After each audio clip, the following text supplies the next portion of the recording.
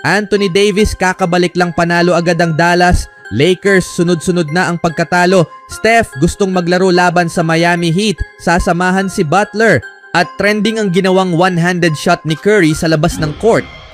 Nagtala si Anthony Davis ng 12 puntos sa loob ng 27 minutong paglalaro sa kanyang pagbabalik mula sa left adductor strain habang hindi na nagpahuli ang Dallas Mavericks at agad na kumontrol sa laban para sa isang panalo kontra Brooklyn Nets nitong araw. Bagamat unang nakalista bilang doubtful, na-upgrade si Davis sa questionable bago tuluyang bumalik sa kanyang pangalawang laro mula nang maganap ang malaking trade mula sa Los Angeles Lakers kapalit ni Luka Doncic bago ang trade deadline. Sa kanyang unang laro mula nang ma-injury laban sa Houston Rockets, naglaro si Davis ng paunti-unting minuto at tumulong sa Mavericks na makuha ang kanilang unang sunod na panalo sa loob ng mahigit isang buwan. Si Davis ay isa sa 7 players ng Dallas na umabot sa double figures kung saan nagtala ang team ng 56.3% shooting at nakakuha ng 31 punto mula sa 18 turnover ng kalaban. Pinangunahan naman ni Naji Marshall ang opensa mula sa bench na may 22 puntos habang nagtapos ang mga reserba ng Dallas na may kabuuang 55 puntos. Nag-ambag si PJ Washington at Spencer Dinwiddie ng tig-16 na puntos habang may 15 si Brandon Williams, 13 si Kai Jones at 10 si Max Christie. Samantala nanguna si Nick Claxton para sa Nets na may 19 na puntos ngunit natalo sila sa ika-4 na sunod nilang laro at ika-15 beses sa huling 18 laro. Nagdagdag si Cameron Johnson ng 17 puntos habang may 12 naman si Trendon Watford kung saan nagtala ang Nets ng 51.3% shooting. Naglaro si Davis sa first quarter at tumulong sa maagang kalamangan ng Mavericks. Nang siya ay nagpahinga, patuloy na kontrolado ng Dallas ang laro. Bumalik siya sa ikatlong quarter kung saan lalo pang lumaki ang lead ng Mavericks.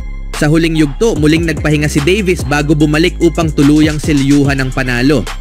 Sa kabilang laban naman, sinimulan ng Lakers ang kanilang huling mahabang road trip ng season laban sa Orlando Magic ngunit nabigo silang manalo matapos isang mahinang third quarter na naging dahilan ng kanilang pagkatalo. Maganda ang simula ng Lakers, agresibo sa opensa at depensa, bagaman uminit ang laro ni Luka Doncic na kasabay ang Magic sa pangunguna ni Paolo Banchero kaya't naging dikit ang laban sa unang bahagi. Sa ikalawang quarter, nagkaroon ng run ang Magic upang makuha ang kalamangan ngunit agad itong sinagot ng Lakers sa pangunguna ni Doncic. Nagawa nilang makuha ang kontrol pero bago matapos ang first half, nakahabol ang Orlando at muling naging mahigpit ang labanan. Sa ikatlong quarter, bagaman patuloy na umaatake si LeBron James, hindi nakasabay ang Lakers sa mainit na shooting ng Magic. Ginamit din ng Orlando ang kanilang taas at lakas upang dominahin ang rebounding at makakuha ng maraming free throws. Dahil dito, lumayo ang kanilang kalamangan bago pumasok sa huling bahagi ng laro. Sinubukan ng Lakers makabalik sa ika-4 na quarter ngunit agad ding bumawi ang Magic. Bagaman nagkaroon ng pagkakataon ang Lakers na lumapit sa kalamangan, hindi nila naiwasan ang mga pagkakamali sa dulo, dahilan upang tuluyang makuha ng Magic ang panalo. Magpapatuloy ang road trip ng Los Angeles Lakers sa susunod na 2 laro kontra Indiana Pacers at Chicago Bulls. Sa huling balita, ang head coach ng Golden State Warriors na si Steve Kerr ay pamilyar sa mga emosyon na kaakibat ng isang pagbabalik laro tulad ng kinakaharap niya ngayon kasama si forward Jimmy Butler laban sa kanyang former team, ang Miami Heat. Muling nakasama ng Warriors All-Star guard na si Stephen Curry ang kanyang mga teammates nitong araw na may pag-asang makabalik mula sa kanyang pelvic injury. At ayon kay Kerr, ang pagbabalik ni Butler sa South Beach ay isang nakapagpapalakas na motibasyon para kay Curry. Sinabi ni Kerr na makakasama niya si Butler sa court sa kanyang emosyonal na pagbabalik laban sa Heat. Umaasa naman si Curry na makakalaro siya ayon kay Anthony Slater. Palaging nararamdaman ni Steph ang obligasyon na nariyan para sa kanyang mga teammates anuman ang sitwasyon, sabi ni Kerr. Isa siyang kamangha-manghang kakampi at gusto niyang makabalik sa lalong madaling panahon, higit sa lahat upang manalo kami ng mga laro at umakyat sa standings ng playoff race. Pero walang duda, gusto rin niyang naroon siya para kay Jimmy. At isa iyon sa mga bagay na hinahangaan ko kay Steph, palagi siyang nandyan para sa kanyang mga kasamahan.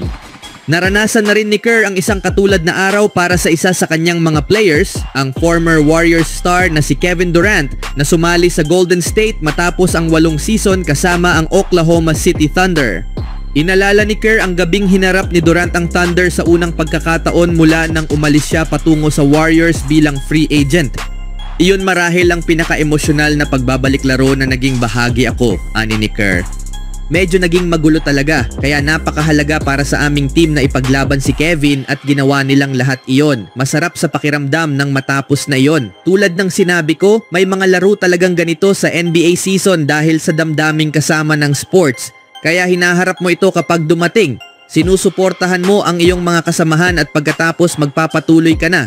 Habang muling nakasama na ni Stephen Curry ang kanyang mga teammates sa kanilang 6 na larong road trip, hindi pa tiyak kung papayagan siyang maglaro sa laban sa Miyerkules.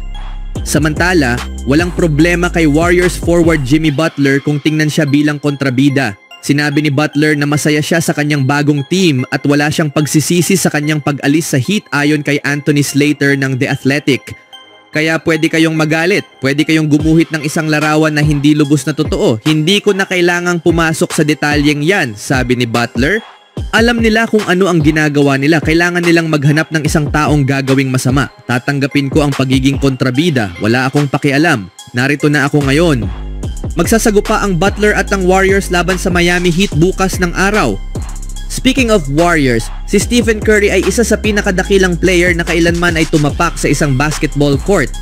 Maraming ebidensya ang nagpapatunay nito sa kabuuan ng kanyang maalamat na career. Nakamit niya ang 4 na kampyonato, 2 MVP awards at marami pang iba kasama ang Golden State Warriors. At maaaring may darating pang higit pa. Lalo na't muling mukhang may tsansa ang Warriors na magkampiyon mula nang makuha nila si Jimmy Butler sa isang trade mula sa Miami Heat, kung saan napunta naman si Andrew Wiggins sa South Beach. Nagdagdag si Butler ng bagong dimensyon sa team ng Warriors at napatunayan niyang isa siyang mahusay na complement kay Curry. Mula nang dumating si Butler, tila mas nagbalik ang sigla ni Curry at sa mga nakaraang laro, nasilayan natin ang anyo niya na parang isang MVP muli. Mukhang nag-e-enjoy na naman siya sa laro at kamakailan lang ay nagpasiklab siya ng isang one-handed shot mula sa kabila ng buong court.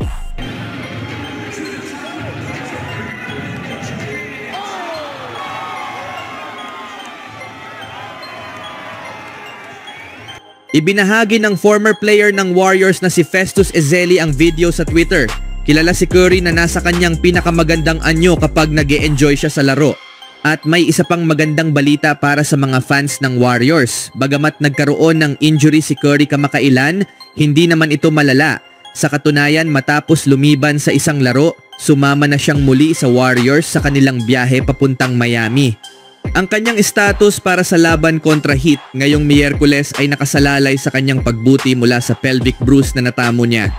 Napakahalaga ng laban na ito hindi lang dahil sa kasalukuyang dikit na laban sa Western Conference kundi dahil din sa pagbabalik ni Butler sa Kaseya Center sa unang pagkakataon mula nang matrade siya ng Heat. Ano ang masasabi nyo sa pagbabalik ni Jimmy sa South Beach mga kaibigan?